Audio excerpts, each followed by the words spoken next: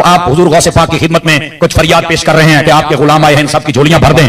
تو کئی جو یتیم العلم ہے نا، سمجھ رہے میری بات کی ہے، یزید الفکر ہے، یہ جو کیڑے مکوڑے ہیں یہ کہہ رہے ہیں دیکھا یہ تو جناب ولیوں سے مانگ رہے ہیں، اللہ سے مانگنا چاہیے تھا. میں نے کہا جناب مفتی احمد یار خان نعیمی نے اس لیے اس بات کی تصریح فرمائی، صاحب بار شریعت نے تصریح فرمائی، سیدی اعلیٰ حضرت صاحب نے تصریح فرمائی. ہماری جھولی بھر دیجیے، جھولی کو میری بھر دو ورنہ کہے گی دنیا ایسے سخی کا منگتا پھرتا ہے مارا مارا. میری لاج رکھ لو یا غوث، میں مرید ہوں تمہارا، میں مرید ہوں تمہارا. غوث پاک آپ نے اپنے در پر آنے والوں کو سب کو نوازا. یہ دور دور سے آپ کے فقیر، آپ کے مرید آپ سے، اور خود تمہارے سارے بزرگ مرے ہوئے اور زندہ چندے عوام غریب سے مانگتے ہیں. اس وقت نہیں شرم آتی؟ عام بندے بیمار ہوتے ہیں ان کو درباروں پہ لے کے جاتے ہو، اور درباروں پہ بیٹھے ہوئے بیمار ہوتے ہیں تو انہیں آغا خان اور شفا انٹرنیشنل لے کے جاتے ہو. اس وقت لے جایا کرو نا وہاں پہ اور کہا کرو گنج بخش فیض عالم مظہر نور خدا. آج تک سنیا جے کڈے سیانے جے تو ہنو کہانی پیچھے لائے آنے آپ انہوں نے پتا بھی کیا ہوتا ہے، کچھ بھی نہیں ہوتا. یہ جو شرکیہ ایکٹیویٹی پرفارم کرنی ہے وہ آپ خود کرو اور پھر نکالو اس میں سے جو نکلتا ہے، اور یہ کہانیاں کروانی بند کر دیں آپ لوگ. اصل میں ان لوگوں نے قرآن و سنت تو پڑھا نہیں ہوا، یہ بزرگ بابوں کی کتابیں پڑھتے ہیں.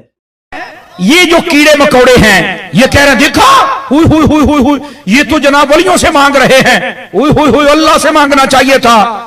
میں نے کہا جناب مفتی احمد یار خان نعیمی نے اس لیے اس بات کی تصریح فرمائی، صاحب بار شریعت نے تصریح فرمائی، سیدی اعلیٰ حضرت صاحب نے تصریح فرمائی، ہمارے تمام بزرگوں نے تصریح فرمائی. اب یہ اس طرح کی باتیں پتہ کیوں کرتے ہیں؟ انہوں نے بابوں سے یہی کچھ سیکھا ہوا ہے.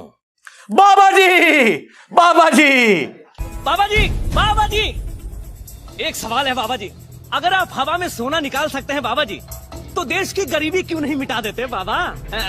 جواب بابا جی، جب آپ خود سونا نکال سکتے ہو تو ہم لوگوں سے چندہ کیوں لیتے ہو بابا جی؟ جواب ہریو ہریو ہریو. یہ رانگ نمبر ہے، یہ رانگ نمبر ہے. ہاں آیا نا یاد؟ یہ انہوں نے یہی کچھ سیکھا ہوا ہے. میرے بھائی سورہ توبہ پڑھے.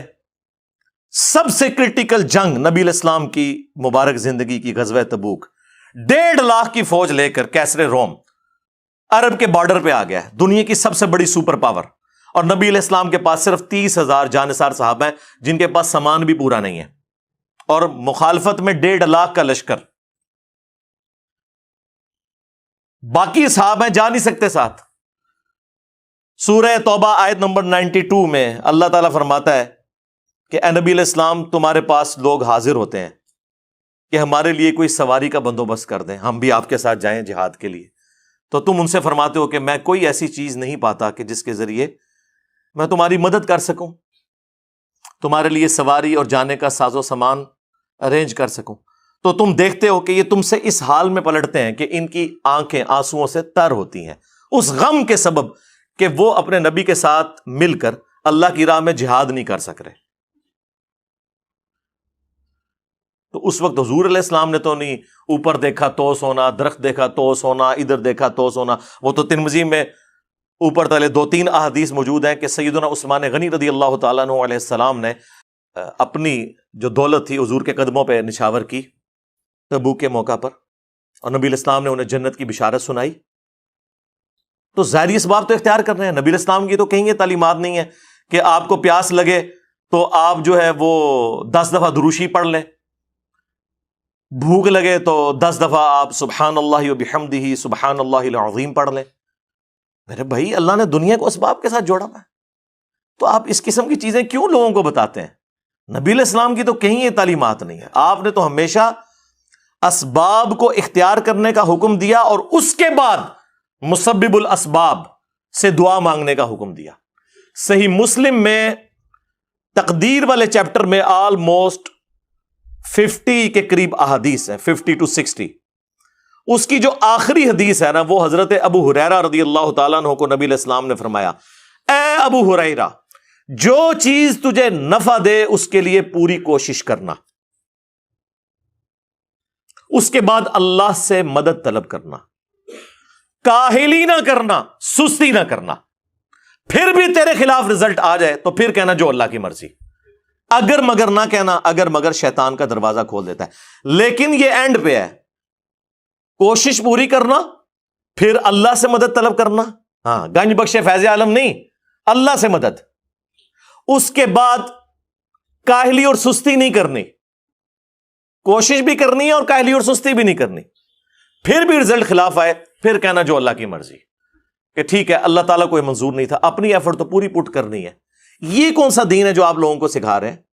ہماری جھولی بھر دیجیے، جھولی کو میری بھر دو ورنہ کہے گی دنیا ایسے سخی کا منگتا پھرتا ہے مارا مارا، میری لاج رکھ لو یا غوث، میں مرید ہوں تمہارا، میں مرید ہوں تمہارا۔ غوث پاک آپ نے اپنے در پر آنے والوں کو سب کو نوازا، یہ دور دور سے آپ کے فقیر، آپ کے مرید آپ سے۔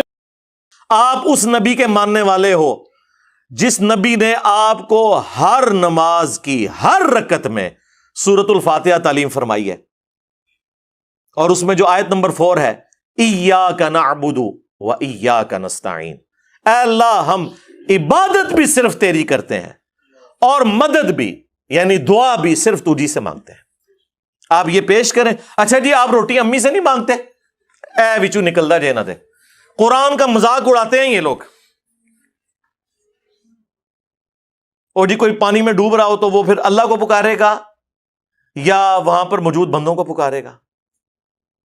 اندازہ کریں جی، وہ مسلم کی حدیث میں آ گیا نا کہ پہلے کوشش کرے گا، بندوں کو پکارے گا، اسباب اختیار کرے گا، اور پھر اللہ سے مدد بھی طلب کرے گا کہ اے اللہ یہ جو سبب میں اختیار کر رہا ہوں یہ اس قابل ہو کہ مجھے بچا لے۔ جی یہ کہاں لکھا ہے؟ جی قرآن میں لکھا ہوا ہے وَتَعَاوَنُوا عَلَى الْبِرِّ وَالتَّقْوَى وَلَا تَعَاوَنُوا عَلَى الْإِثْمِ وَالْعُدْوَانِ، نیکی اور پرہیزگاری کے کاموں میں ایک دوسرے کی مدد کرو، برائی میں ایک دوسرے سے الگ رہو۔ قرآن میں حکم ہے کہ روٹی امی سے مانگنی ہے، اور امی کو حکم ہے کہ اس نے بیٹے کو کھلانی ہے۔ پورا قرآن پڑھ کے تو دیکھو، تو ہم لوگوں کو کہانیاں کروائی ہوئی ہیں جی روٹی امی سے مانگیں گے۔ او میرے بھائی ایک سمپل سی بات ہے، آپ یہ میرے سامنے بیٹھے ہیں، میں آپ کو کہتا ہوں مجھے پانی پلا دیں، سامنے موجود ہے، آپ بغداد شریف میں وہاں بھی قبر کے اندر ہے، میں کہ مجھے پانی پلا دیں، وہی بات وہی جملہ غائب میں پکارنا ہو جائے گا، یہ شرک ہو جائے گا۔ کیا تمہاری یہی ڈیوٹی ہے کہ تم لوگوں کو شرک کے دروازے کھول کھول کے بتاتے رہو، حالانکہ شرک ہوتا نہیں ہے؟ قبر پر نہیں جانا چاہیے تھا، وہاں نہیں مانگنا چاہیے تھا ان سے۔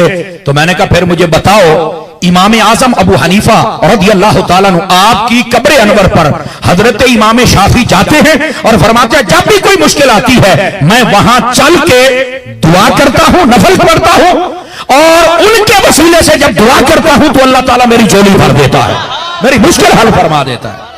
بھائی اگر ابھی بھی نہیں سمجھ آئی کہ قبروں والے کچھ نہیں دیتے وہاں کچھ نہیں کرنا چاہیے، بھائی اگر ابھی بھی نہیں سمجھ آئی کہ قبروں والے کچھ نہیں دیتے وہاں کچھ نہیں کرنا چاہیے، بھائی اگر ابھی بھی نہیں سمجھ آئی کہ قبروں والے کچھ نہیں دیتے وہاں کچھ نہیں کرنا چاہیے، کیونکہ آپ کی اور میری کوئی کمیونیکیشن ہو نہیں سکتی۔ جی اس کا ثبوت جی قرآن میں ہے، سورۃ النمل آیت نمبر 62، اَمَّن يُجِيبُ الْمُضْطَرَّ إِذَا دَعَاهُ وَيَكْشِفُ السُّوءَ وَيَجْعَلُكُمْ خُلَفَاءَ الْأَرْضِ أَإِلَٰهٌ مَّعَ اللَّهِ، بھلا بتاؤ تو کون ہے جو مصیبت اور پریشانی میں گھرے ہوئے شخص کی فریاد کو سنتا ہے اور اس سے اس کی تکلیف کو دور کر دیتا ہے اور تمہیں اگلوں کا خلیفہ کرتا ہے زمین پر۔ أَإِلَٰهٌ مَّعَ اللَّهِ، کیا اللہ کے ساتھ کوئی اور الہ بھی ہے جس کی یہ کوالٹیز ہوں؟ قَلِيلًا مَّا تَذَكَّرُونَ، بہت کم ہی تم نصیحت حاصل کرتے ہو۔ اس آیت کے اندر اللہ تعالیٰ نے کلیئر کٹ حکم فرما دیا کہ جو کوئی شخص اللہ کے سوا کسی سے دعا کرتا ہے گویا کہ اس نے اسے اپنا خدا، الہ اور معبود مان لیا ہوا ہے۔ بارش کون برساتا ہے؟ اللہ۔ ڈیوٹی کس کی ہے؟ فرشتوں کی۔ لیکن ہم فرشتوں سے بارش مانگیں گے کہ آپ کی ڈیوٹی لگی ہوئی ہے جی، کہتے ہیں بزرگوں کی ڈیوٹیاں نے، تو مشرک ہو جائیں گے۔ بھائی نبی علیہ السلام نے صلاۃ الاستسقاء، بارش کی نماز تعلیم فرمائی ہے۔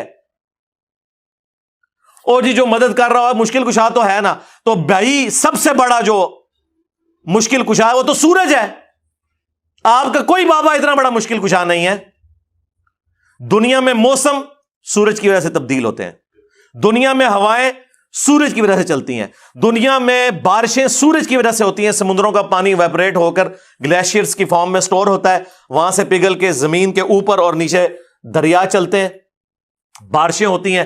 آپ کی گندم, ہر طرح کی جو فصلیں ہیں سورج کی وجہ سے وہ پکتی ہیں. تو کیا ہم کہیں گے المدد یا سورج ذرا آپ بادلوں سے باہر تشریف لے آئیے کہ سردی کا موسم قریب آ رہا ہے, اور بادلوں میں چھپ جائیے کہ گرمی کا موسم قریب آ رہا ہے؟ بھائی یہ نہیں, آپ فرشتوں کو بھی نہیں کہہ سکتے کہ فرشتوں یہ پیغام دے دو, نہیں, آپ کہیں گے اللہم صلی علی محمد وعلی آل محمد, اللہ پہنچائے گا. یا بخاری مسلم میں حدیث ہے, جب تم پڑھو گے السلام علیک ایھا النبی ورحمۃ اللہ وبرکاتہ, السلام علینا وعلی عباد اللہ الصالحین, تو زمین و آسمان میں ہر نیک بندے تک اللہ تعالیٰ تمہارا سلام پہنچا دے گا. ہم یہاں بھی جو پڑھتے ہیں تو رسول اللہ تک ہمارا سلام پہنچ رہا ہے. السلام علیکہ یا رسول اللہ ہم پڑھ رہے ہیں, نماز میں پڑھ رہے ہیں السلام علیکہ ایھا النبی, لیکن کس نیت سے کہ اللہ پہنچا رہا ہے, یہ نہیں کہ وہ یہاں پہ موجود ہیں. اس حدیث میں موجود ہے, وہ حدیث پوری نہیں پڑھتے, اس میں سے حاضر و ناظر نکال رہے ہوتے ہیں, کبھی کچھ نکال رہے ہوتے ہیں. وہ یہ حدیث تو پڑھ کے دیکھ لو. تو اگر نبی علیہ السلام کے بارے میں اسٹیٹس تو تاڑے بابے دے شاہی کوئی نہیں نا, ان کی کیا اوقات ہے, کیونکہ نبی کے جیسا ہے ہی کوئی نہیں, بابے تے شاہی کوئی نہیں. ہمارے مقابلے پہ نہیں, نبی علیہ السلام کے مقابلے پہ. تو یہ اس قسم کی جو شرکیہ تعلیمات آ کے اس شخص کی طرف سے جو دعوے دار ہو کہ میں نبی علیہ السلام کا ماننے والا ہوں, نماز میں تم پڑھو ایاک نعبد و ایاک نستعین, اور اس پوری ویڈیو میں اس نے اللہ کا ذکر کہیں نہیں کیا کہ اللہ سے بھی مانگو, اللہ کے آگے رو, اللہ سے مانگو, کوئی نہیں, بالکل فارغ. اور ہمارے نبی علیہ السلام کو اللہ تعالیٰ قرآن میں فرما رہا ہے وَإِذَا سَأَلَكَ عِبَادِي عَنِّي فَإِنِّي قَرِيبٌ, اے نبی جب کبھی بھی میرے بندے آپ سے میرے بارے میں پوچھیں تو فرماؤ میں تمہارے بالکل قریب ہوں. اجیب الدعوۃ الداعی اذا دعان, ہر پکارنے والے کی پکار کو سنتا ہوں جب وہ مجھے پکارے. فَلْيَسْتَجِيبُوا لِي وَلْيُؤْمِنُوا بِي لَعَلَّهُمْ يَرْشُدُونَ, لیکن انہیں بھی چاہیے کہ میرا حکم مانے, مجھ پر ایمان لائیں جیسا کہ ایمان لانے کا حق ہے, پھر وہ رشد و ہدایت پا جائیں گے. یہ ون وے ٹریفک نہیں ہوگی. آپ اللہ کو رسپانس کریں گے, اللہ تعالیٰ سننے والا ہے. ادعونی استجب لکم, اے میرے بندو مجھ سے مانگو میں قبول کرنے والا ہوں. ان الذین یستکبرون عن عبادتی, بے شک جو لوگ میری عبادت سے تکبر کرتے ہیں. اچھا, بات ہوئی دعا کی اور ذکر آ گیا عبادت, کیونکہ دعا ہی تو عبادت ہے جی. ابو داؤد, ترمذی, سنن نسائی میں حدیث ہے الدعاء هو العبادہ, دعا ہی تو عبادت ہے. اور پھر حضور نے یہی آیت سورۃ المؤمن کی آیت نمبر 60 جسے سورہ الغافر بھی کہتے ہیں وہ تلاوت کی. ادعونی استجب لکم, اے میرے بندو مجھ سے مانگو میں تمہاری دعا قبول کروں گا. ان الذین یستکبرون عن عبادتی, بے شک جو لوگ میری عبادت سے مجھ سے مانگنے سے تکبر کرتے ہیں میں ان قریب انہیں ذلیل و خوار کر کے جہنم میں داخل کروں گا. والعیاذ باللہ تعالی. اللہم لا تجعلنا منہم, اللہم اجرنا من النار. ہمارا رب وہ ہے کہ اس سے نہ مانگا جائے تو وہ ناراض ہوتا ہے. دنیا کے بادشاہوں سے آپ مانگیں تو وہ ناراض ہوتے ہیں, اور ہمارا رب وہ ہے کہ اس سے نہ مانگا جائے تو وہ ناراض ہوتا ہے. اور یہ آپ کو بابوں کے پیچھے لگا رہے ہیں بجائے قرآن کی تعلیمات پر عمل کرنے کے. اور خود تمہارے سارے بزرگ مرے ہوئے اور زندہ چندے عوام غریب سے مانگتے ہیں, اس وقت نہیں شرم آتی؟ عام بندے بیمار ہوتے ہیں ان کو درباروں پہ لے کے جاتے ہو, اور درباروں میں بیٹھے ہوئے بیمار ہوتے ہیں تو انہیں آغا خان اور شفا انٹرنیشنل لے کے جاتے ہو. اس وقت لے جایا کرو نا وہاں پہ اور کہا کرو گنج بخش فیض عالم مظہر نور خدا. آج تک سنیا جے کڈے سیانے جے تو ہنو کہانی پیچھے لایا نے, آپ انہوں نے پتا ہے بھی کیا ہوتا ہے, کچھ بھی نہیں ہوتا, کہانیاں سنیں ان کی. تو انشاءاللہ تعالی اللہ کے فضل سے اس پلیٹ فارم سے یہ سچائی کی آواز بلند ہوگی.